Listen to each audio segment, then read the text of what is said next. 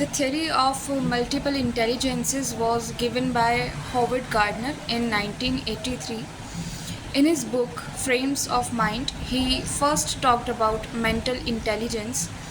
He declared intelligence is not a single ability, and he denied the factor of G factor that is considered in intelligence before this theory.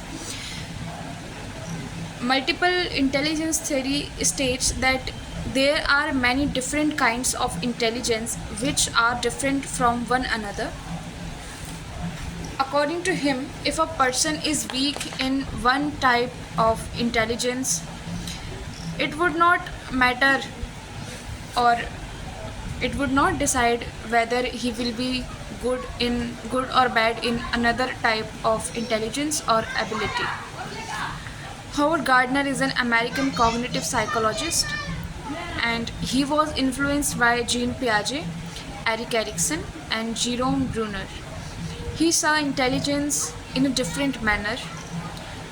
We have this myth that the only way to learn something is to read it in a textbook or hear a lecture on it. But Howard Gardner believed that there are more than one or two ways to teach something to someone, and Howard Gardner has suggested that everything can be taught in more than one way. According to this theory, people have many different ways of learning.